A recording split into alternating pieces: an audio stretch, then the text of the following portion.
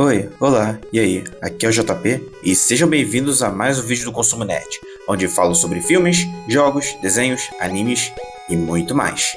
No vídeo de hoje vamos falar de uma trilogia que é uma adaptação dos livros escritos por J.R.R. Tolkien e lançado entre 1954 e 1955. É considerada uma das maiores inovações da literatura, não apenas pela sua construção épica e rica em detalhes, mas também pela profundidade de seu mundo fictício e pela maneira como influenciou a literatura e a cultura popular. Enquanto os filmes representam uma das maiores inovações do cinema moderno, especialmente no gênero de fantasia, com uma combinação de tecnologia de ponta, narrativa épica e uma adaptação fiel e inovadora da obra de Tolkien. Os filmes mudaram a forma como as produções cinematográficas de fantasia eram realizadas. Estou falando de O Senhor dos Anéis. Versão Marshmallow, São Paulo. É a obra que irei falar nesse vídeo. Então, sem mais enrolações, vamos para o primeiro filme. A Sociedade do Anel. Em uma terra fantástica, o hobbit Frodo herda o Anel Maligno e parte uma jornada perigosa para destruí-lo antes que caia nas mãos do mal. Acompanhado por um elfo, um anão, 2 humanos, outros hobbits e um mago.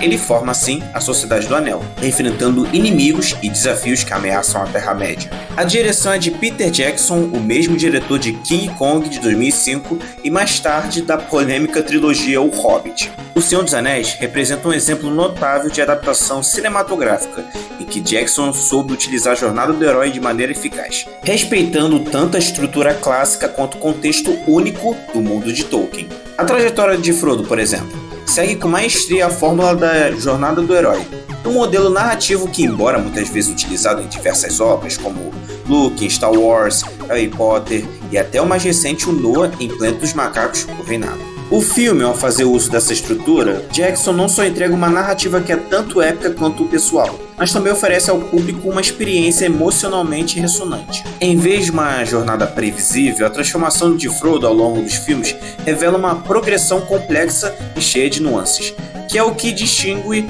essa adaptação de muitas outras que utilizam o mesmo padrão. A abordagem cuidadosa de Jackson assegura que, mesmo dentro de uma estrutura narrativa amplamente reconhecida, o desenvolvimento de Frodo e sua luta interna se sintam autênticos e profundamente humanos. Aqui o foco é ressaltar como a utilização da jornada do herói não é apenas uma fórmula, mas sim uma ferramenta que Peter Jackson soube usar de maneira enriquecedora, criando uma adaptação que oferece mais do que uma simples sequência de eventos previsíveis. Tendo as etapas 1. Mundo comum. O herói começa sua jornada em um ambiente familiar que representa a vida cotidiana antes de qualquer grande mudança. Ele é uma pessoa comum que ainda não sabe do grande destino que o aguarda. Número 2. Chamado aventura. O herói recebe o convite ou desafio para deixar seu mundo comum e embarcar em uma aventura. Esse chamado pode vir de várias formas: uma crise, uma oportunidade ou um problema que precisa ser resolvido. 3. Recusa ao chamado. No início, o herói costuma hesitar ou recusar o chamado. Ele pode ter medo, dúvidas ou não se sentir à altura da missão. 4. Encontro com o mentor. O herói encontra uma figura sábia ou um mentor que o orienta, oferece conselhos, ferramentas ou habilidades que o ajudarão na aventura. 5. Travessia do limiar. O herói decide atravessar o ponto de não retorno, saindo de seu mundo familiar para o desconhecido. Aqui ele entra em um novo mundo, mais perigoso e cheio de desafios. 6. Provações, aliados e inimigos. Ao longo da jornada, o herói encontra aliados que o ajudam e inimigos que tentam impedi-lo de alcançar seu objetivo. Ele também enfrenta uma série de desafios que o testam, o fazem crescer e o preparam para momentos mais difíceis. As etapas seguintes da jornada são mostradas ao longo da trilogia. Quando Tolkien escreveu O Senhor dos Anéis, a jornada do herói ainda não era uma fórmula popularmente discutida, como seria após Joseph Campbell em seu livro O Herói de Mil Faces, de 1949. Embora ele tenha sido influenciado por mitologias antigas, Tolkien não seguiu um clichê, mas revitalizou e recontextualizou essa estrutura, adicionando profundidade e complexidade, especialmente com a jornada de Frodo, um herói frágil e introspectivo. Sua obra aborda temas como poder corruptor, sacrifício e amizade, transformando a jornada do herói em uma reflexão profunda sobre a condição humana. Assim, O Senhor dos Anéis não foi uma repetição de um modelo, mas uma adaptação única que se tornou uma das maiores influências da literatura de fantasia. A história é notável por sua habilidade de entrelaçar elementos de mitologia, aventura e filosofia, criando um enredo que ressoa com leitores de todas as idades. Um dos aspectos mais fascinantes da narrativa é a construção do mundo de Terra-média. Tolkien, com sua vasta imaginação, criou uma terra rica em história, culturas, línguas e personagens. Desde os nobres elfos até os humildes hobbits, passando pelos poderosos homens e os traiçoeiros orcs. A jornada de Frodo e seus companheiros não é apenas uma busca física, mas também uma exploração das fraquezas humanas, da coragem e do sacrifício. Temas que ressoam profundamente para o público. Embora a narrativa conte com vilões claramente definidos como Sauron e Saruman, Tolkien também explora a corrupção do poder e a tentação, especialmente através do próprio Anel.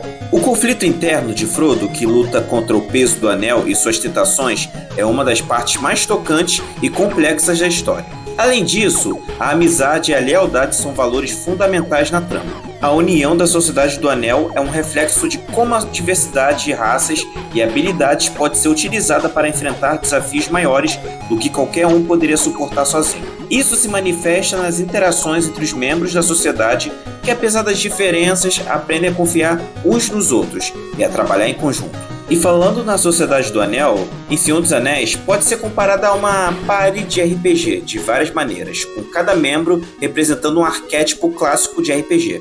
Cada um traz habilidades, características e papéis distintos, mas juntos formam uma equipe coesa com um objetivo comum.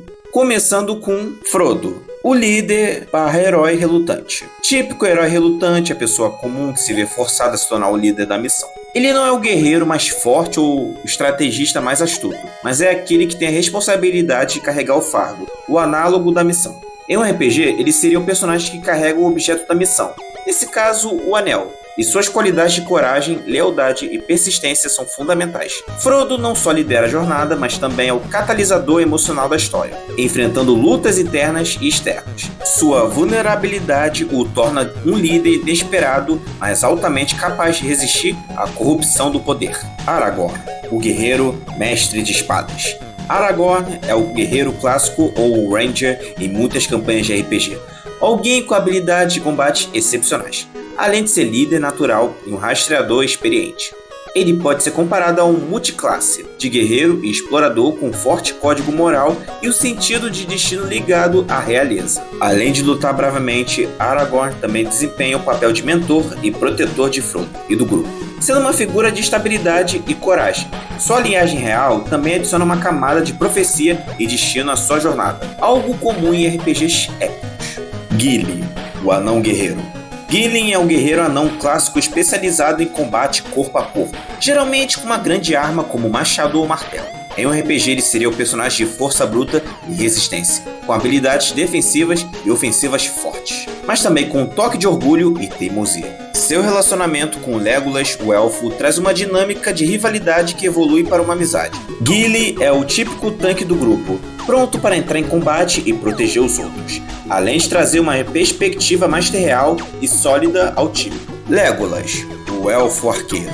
Legolas é o arqueiro ágil e preciso, com habilidades excepcionais em combate à distância. Em muitas campanhas de RPG, ele seria o especialista em longo alcance ou até o Ranger com grande destreza focado em habilidades com percepção, mobilidade e agilidade. Legolas traz a perspectiva mágica e espiritual do mundo, sendo uma ponte entre o grupo e a natureza. Sua rivalidade com Gilli evolui para uma amizade verdadeira, mas ele também tem uma conexão forte com o mundo élfico, que é crucial para o entendimento das forças sobrenaturais em jogo. Gandalf, o mago sábio. Gandalf é o arquétipo do mago sábio, com habilidades mágicas e um vasto conhecimento, além de ser o líder estratégico do grupo. Em RPGs, ele seria um mago ou feiticeiro, mas também com grandes qualidades de mentor, guiando os outros personagens com sua sabedoria e perspectiva. Gandalf é o líder espiritual e o orientador da missão. Sua sabedoria e poder são cruciais em momentos-chave da jornada, e ele atua como protetor tanto físico quanto moral para o grupo. Boromir, o guerreiro traidor. Boromir é o guerreiro tradicional, mas com um arco trágico. Em RPGs, Ele poderia ser um paladino ou guerreiro nobre com forte senso de dever, mas falho devido à ambição ou orgulho excessivo. Seu caráter, corrompido pela tentação de poder, o torna um anti-herói ou personagem que perde a moral. Boromir tem o papel de questionar a missão e até tentar desviá-la, o que culmina em sua falha. Sua queda é importante porque traz uma reflexão sobre o poder do Anel e as falhas humanas. Ele também é um exemplo do perigo da corrupção e da falha da vontade humana diante do poder.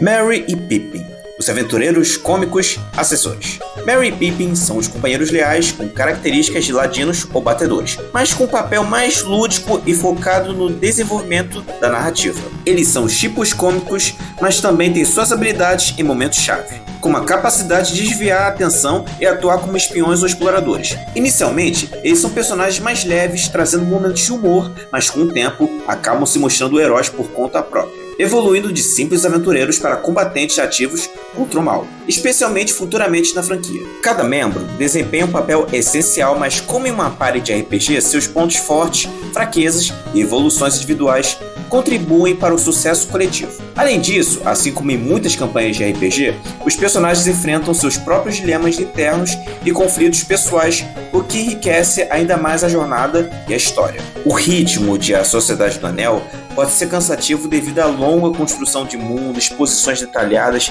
e cenas introspectivas que priorizam o desenvolvimento dos personagens e do enredo sobre a ação. As pausas para reflexões e diálogos intercaladas com momentos de ação fazem o filme parecer mais lento, especialmente para quem espera uma narrativa mais acelerada ou focada em ação imediata. A alternância entre momentos de grande tensão e pausas para a reflexão pode fazer o espectador perder o foco na trama principal.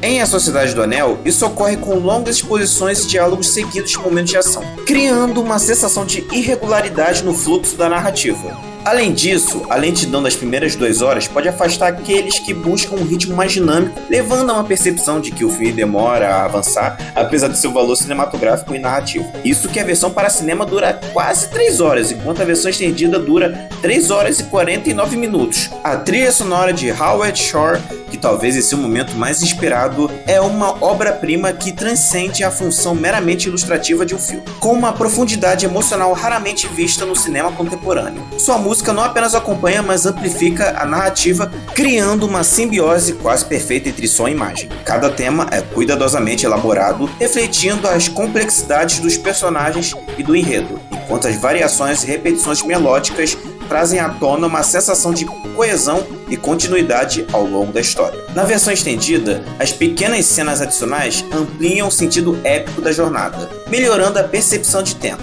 distância e dificuldade. Elas aprofundam a relação entre Bilbo e Frodo, mostram mais de Lothlórien, trazem humor e exploram a dúvida de Frodo ao deixar Valfenda. Esses 30 minutos adicionais enriquecem bastante a experiência e a imersão no mundo de Tolkien. Em 2002, a tendência era lançar o corte do diretor ou a versão estendida para agradar aos fãs de Terra-média. O filme conquistou o Oscar nas categorias de melhor maquiagem, melhores efeitos visuais, melhor fotografia e melhor trilha sonora, além de gerar uma receita de 887.832.826 dólares. Uma curiosidade é que a estreia de O Senhor dos Anéis, A Sociedade do Anel, no Brasil, foi adiada devido ao lançamento de Xuxa e os Duendes. A Warner Bros. Decidiu evitar a concorrência entre os dois filmes e deu maior atenção à produção da Xuxa. Embora os fãs de Tolkien tenham realizado um abaixo-assinado em protesto, A Sociedade do Anel só estreou no Brasil em 2002. O Senhor dos Anéis, A Sociedade do Anel, é uma adaptação cinematográfica brilhante que, sob a direção de Peter Jackson, utiliza a jornada do herói para explorar temas profundos como o poder, sacrifício e a natureza humana. A construção detalhada do mundo e o desenvolvimento dos personagens enriquecem a trama, tornando-a emocionalmente ressonante. Embora o ritmo lento em alguns momentos eu não tenha gostado, a obra se destaca como um marco no cinema, conquistando prêmios e impacto cultural duradouro. Agora vamos para o próximo. As Duas Torres. Para quem não viu o filme A Sociedade do Anel, vou ter que spoiler o final do filme para poder falar a sinopse, então fiquem avisados. Após a captura de Merry e Pippin pelos orcs, a Sociedade do Anel se divide. Frodo e Sam seguem para destruir o Anel, sendo perseguidos por Gollum, enquanto Aragorn, Legolas e Gimli partem para resgatar os hobbits e chegam ao reino de Rohan, onde o rei Théoden está sob uma maldição de Sauron. A partir desse ponto, o filme se divide de maneira habilidosa em diferentes núcleos, oferecendo uma rica complexidade narrativa. O desenvolvimento paralelo dos personagens proporciona uma exploração mais profunda das suas jornadas individuais e das dinâmicas entre eles. Acompanhamos Frodo e Sam em sua difícil missão com a carga emocional da destruição do Anel crescendo a cada passo, enquanto Merry e Pippin seguem por outro caminho, mostrando uma evolução significativa em suas personalidades e papéis dentro da história. Ao mesmo tempo, Aragorn, Legolas e Gilly enfrentam desafios que não só testam suas habilidades, mas também aprofundam a amizade e a lealdade entre eles. Essa divisão não apenas mantém o ritmo do filme, mas também cria uma teia de conexões que enriquece a trama, permitindo que cada núcleo contribua de forma única para a grandiosidade da jornada.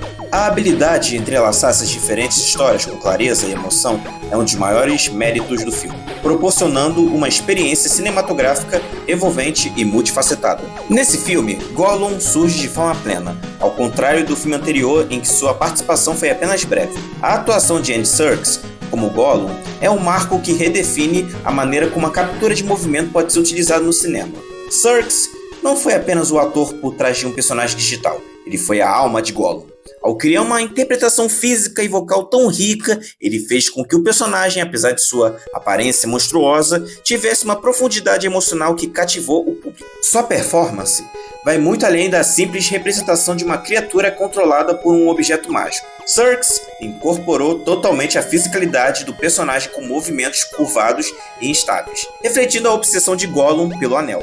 Cada gesto e cada postura revelava um conflito interno de Gollum entre a parte sombria e a vulnerável, criando uma personagem multifacetada. Além de sua notável performance em Os Seus Anéis, Serkis também continuaria a mostrar sua versatilidade em outros papéis que dependiam fortemente de captura de movimento, como em Planeta dos Macacos. A trilha sonora de Howard Shore, ao combinar temas familiares com novas composições, demonstra uma maturidade musical impressionante. O tema de Rohan, com sua majestade e força, se encaixa perfeitamente no núcleo dos Senhores dos Cavalos, evocando uma sensação épica. Já a melancólica Gollum Song, de Emiliana Torrini, dos créditos finais, é um toque sublime de tristeza e complexidade emocional, ampliando o impacto psicológico da jornada. Shore, mais uma vez, prova sua habilidade em não apenas complementar a narrativa, mas em aprofundar suas nuances emocionais e temáticas. As cenas extras e as duas torres aprofundam o universo de Tolkien, esclarecendo detalhes ausentes no cinema e oferecendo alívio cômico. Destacam-se duas cenas: a conversa entre Aragorn e Elwyn sobre a linhagem dos Dúnedain, não sei pronunciar, Dúnedain, e a lembrança de Faramir sobre Osgiliath. Nossa, que nome difícil, Osgiliath, o nome... tá na tela o nome. Que aprofundam a relação entre Boromir, Faramir e Denethor. Essas cenas enriquecem a compreensão da trama e a experiência do terceiro filme. Outras cenas também acrescentam novas perspectivas, como a fuga dos Uruk-hai do abismo de Helm. O filme conquistou o Oscar de melhor maquiagem, melhor trilha sonora original, melhores efeitos visuais e melhor cinematografia. Com um orçamento de 95 milhões de dólares, a produção arrecadou 945.495.095. Senhor dos Anéis, As Duas Torres é uma sequência impressionante. Com personagens mais profundos, o filme mantém um ritmo envolvente ao entrelaçar várias histórias, e as cenas extras ampliam o universo de Tolkien, preparando o terreno para o desfecho da saga. O Retorno do Rei. Sauron está preparando um ataque maciço a Minas Tirith, a capital de Gondor, o que leva Gandalf e Pippin a se dirigirem à cidade com o objetivo de apoiar a resistência. Enquanto isso, Frodo, Sam e Gollum continuam sua jornada em direção à Montanha da Perdição, onde pretendem destruir o Anel. O filme se inicia com um flashback revelador apresentando os Sméagol em sua fase inicial como Hobbit, quando encontra o Anel e começa a ser consumido por sua influência corruptora. A transformação de Sméagol em Gollum, visualmente impressionante e psicologicamente complexa, é um dos maiores destaques da trilogia. Serkis consegue transmitir as nuances da dualidade de sua personalidade, tornando o personagem tanto perturbador quanto, paradoxalmente, despertando certa empatia. Essa fusão de tecnologia e talento humano eleva a narrativa, não apenas criando um ser fantástico, mas explorando questões de obsessão, perda e identidade de maneira visceral. Assim como o antecessor, o filme é dividido em núcleos, mas dessa vez a história está dividida em dois principais focos nessa versão: a jornada de Frodo e Sam e a batalha de Minas Tirith. Na primeira metade do filme, a trama se concentra no ataque iminente à capital de Gondor. Embora vejamos Gandalf e Pippin em Minas Tirith, e Aragorn, Legolas, Gimli e os Rohirrim em Rohan, o ponto central permanece o mesmo. A estrutura dividida em núcleos permite explorar tanto a batalha interna e emocional de Frodo e Sam, quanto as grandes batalhas épicas de Minas Tirith e Rohan. Ao alternar entre esses focos, o filme mantém um ritmo dinâmico, equilibrando momentos íntimos com cenas de ação grandiosas. Essa divisão também cria um contraste entre heróis e formas de resistência, destacando tanto a coragem silenciosa de Frodo e Sam quanto o heroísmo em escala maior. Assim, a escolha narrativa enriquece a trama, mantendo a emoção e a grandiosidade características da obra de Tolkien. O Retorno do Rei é sem dúvida o filme mais sombrio da trilogia. A leveza e o alívio cômico são quase ausentes, com exceção de alguns momentos pontuais proporcionados em sua maioria por Gimli e Pippin. A evolução de Frodo, cada vez mais consumido pelo poder do Anel, evidencia o fardo insuportável de sua missão. Esse desgaste é ainda mais evidente quando comparado ao comportamento de Sam, que se mantém firme e leal, destacando a disparidade emocional e psicológica entre os dois personagens. Embora essa dinâmica seja crucial para o desenvolvimento da trama, a ausência de um alívio mais significativo faz com que o filme se torne, em certos momentos, excessivamente opressor, o que pode desagradar alguns espectadores que buscam equilíbrio entre drama e momentos de respiro. Mas não considero isso um defeito aqui. Na verdade, essa tonalidade sombria é essencial para a construção da narrativa e reflete a gravidade dos eventos que se desenrolam, tornando a jornada de Frodo e Sam ainda mais angustiante e dramática. A história mistura uma luta épica entre o bem e o mal, sustentada por valores como coragem e honra, enquanto oferece uma análise profunda da natureza humana, explorando suas fraquezas, medos e inseguranças. Essa combinação de elementos cria um universo rico e multifacetado, onde os personagens, apesar de suas falhas, refletem aspectos complexos e universais do ser humano. A obra consegue equilibrar a grandiosidade da batalha entre forças opostas com uma análise emocional e psicológica dos personagens, enriquecendo a narrativa com camadas de significado que vão além da simples luta entre luz e trevas. O filme recebeu 11 prêmios no Oscar, incluindo melhor filme, melhor diretor, melhor roteiro adaptado, melhor trilha sonora, melhor canção, melhor mixagem de som, melhor direção de arte, melhor figurino, melhor maquiagem, melhor montagem e melhores efeitos visuais. Também recebeu prêmios no Globo de Ouro, no SAG Awards e no Indie Spirits. Esse foi o filme mais premiado da história, com um total de 101 prêmios, até ser superado por Tudo em Todo Lugar ao Mesmo Tempo, que conquistou 158 prêmios. Com um orçamento de 95 milhões, o longa arrecadou 1.146.030.912 dólares. O Retorno do Rei conclui a trilogia de forma épica e emocionalmente profunda, equilibrando batalhas grandiosas com uma análise íntima dos personagens. O tom sombrio, embora desafiador, reflete a gravidade dos sacrifícios e enriquece a narrativa, tornando o filme uma das maiores conquistas do cinema, com uma reflexão poderosa sobre a natureza humana. Encerramos aqui o vídeo, espero que tenham gostado. Não se esqueçam de dar aquele like, compartilhar com os amigos e deixar seus comentários.